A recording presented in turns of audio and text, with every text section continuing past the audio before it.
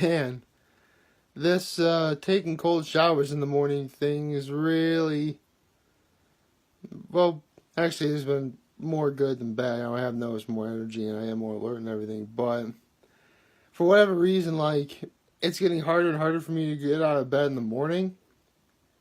And I only went to bed at like just a little bit before 9:30. That's weird.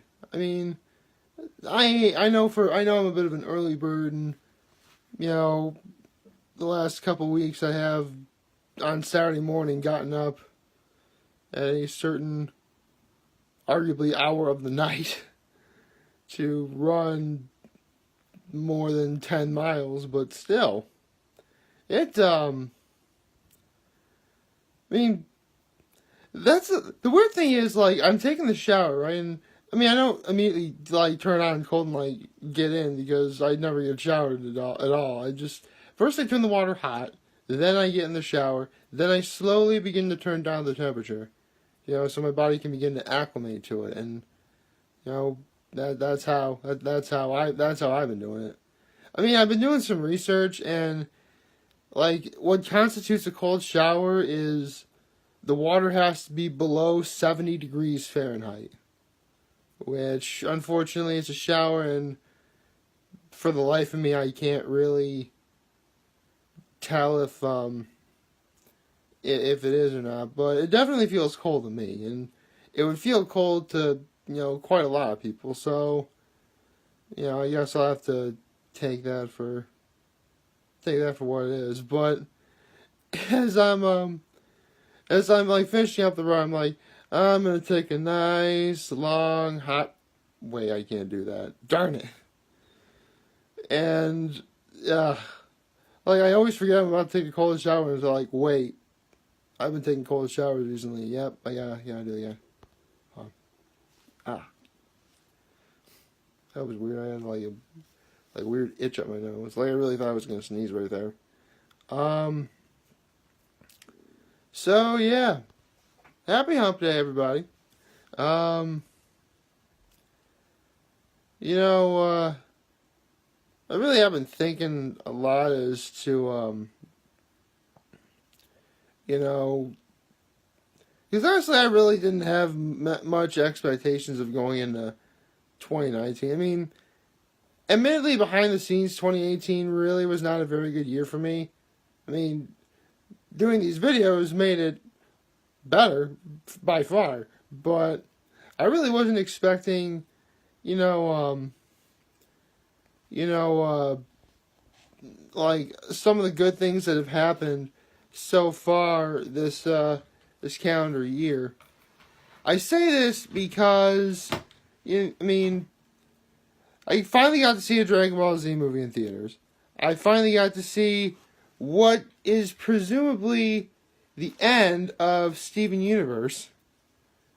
I've been watching one of my all-time heroes, Terry Crews, host America's Got Talent, The Champions.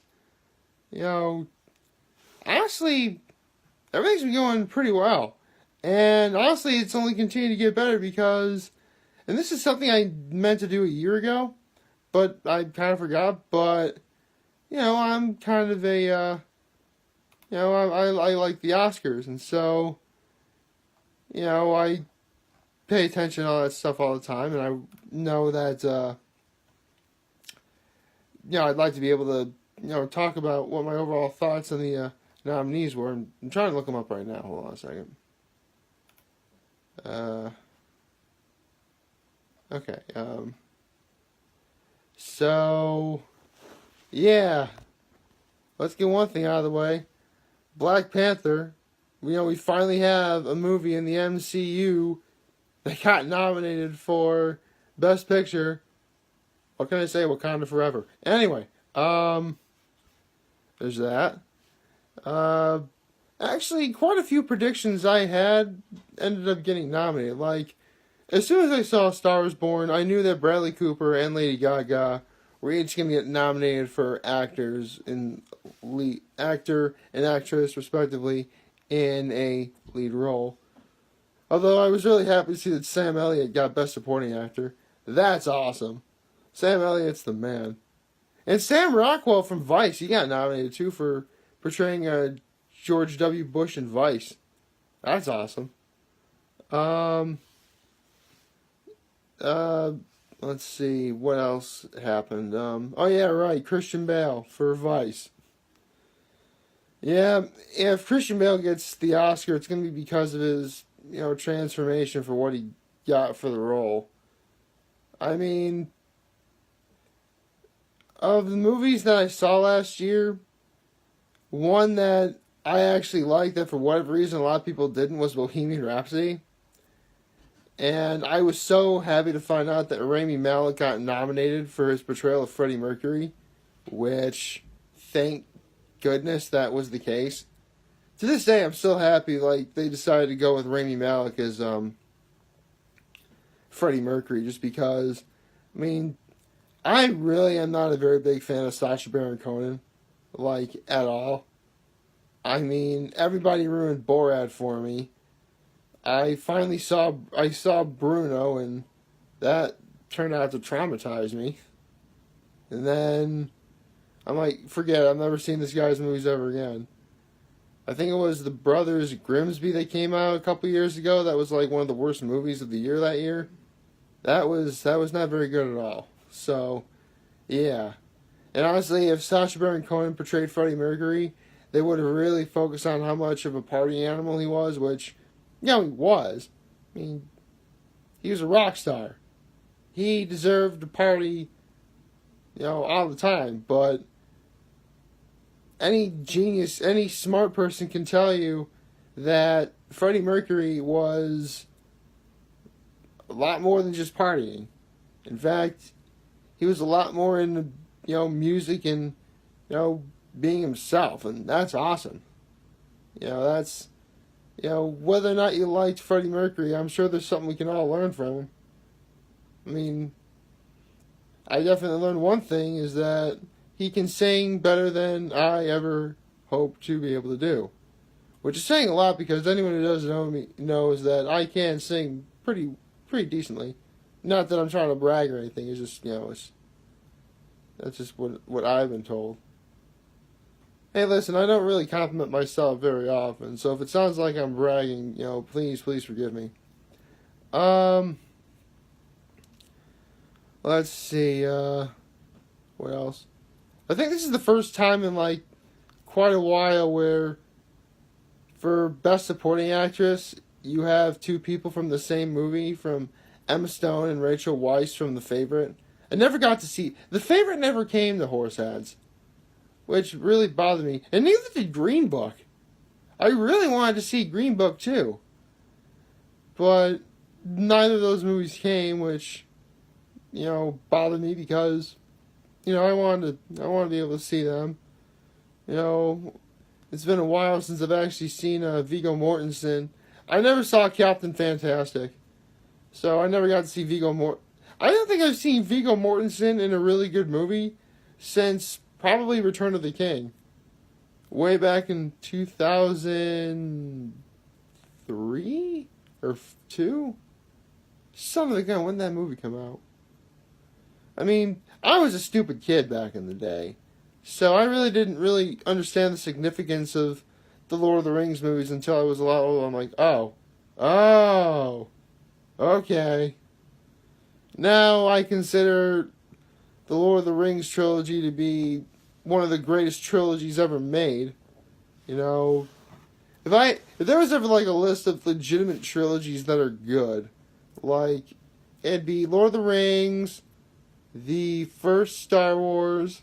I mean, good altogether. I mean, you can sort of have a bad movie. I mean, obviously one movie in that trilogy can be weaker than others. Like, another example, Back to the Future. The third one is a little criticized for coming out a little too soon, but, it's Back to the Future. That was good. The Captain America trilogy, the first Avenger, the Winter Soldier, and, Civil War. That's technically a trilogy. That's a great trilogy as well. And, Toy Story. Although it really does bother me if there's going to be like a Toy Story 4. Well, why are they doing Toy Story 4? Why? I mean, yes, I know those characters are likable and by extension, marketable. But it gets kind of ridiculous at this point. Oh well, I mean, if it is the final Toy Story related thing that we ever see, I at least hope it's a high note that they go out on. Not asking for perfection, just, excuse me. Man, that yawn came completely out of nowhere. Now I just lost my train of thought. Yeah. So, there's probably like a lot more involving, the Oscars I haven't mentioned yet. Oh, one last thing I do have to say, pretty much every great animated movie I saw last year got nominated. The Incredibles 2, Ralph Breaks the Internet, yes! Into the Spider-Verse got nominated. Actually, where is it? Yeah. Oh, right. The only movie I didn't see, well, I never saw Mirai, which it never came to Horseheads to my knowledge, and Isle of Dogs, which also never came to Horseheads. Both movies are movies that I wanted to see, but I didn't. But this is going to be tough because if Incredibles 2 ended up winning Best Animated Feature Film, it would be the first sequel to ever win it. First sequel of an animated movie, that is. Which, that would be pretty cool. I mean, one thing that The Incredibles 2 definitely had going for it over other Pixar sequels that I was either looking forward to or not looking forward to was the fact that Brad Bird, the original director of The Incredibles, came back from Incredibles 2. For those of you who don't know, Brad Bird made his name when he directed The Iron Giant. He then went on to make The Incredibles, and then Ratatouille, Mission Impossible Ghost Protocol. He did that one too. And he did a few other, I think he did Tomorrowland. And yeah, they went back to Incredibles 2. There we go.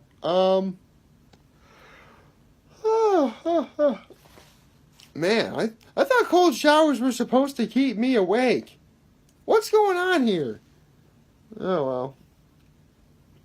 Yeah, I could always get myself some coffee and stuff like that, but I'm trying not to fully utilize that stuff unless I really have to.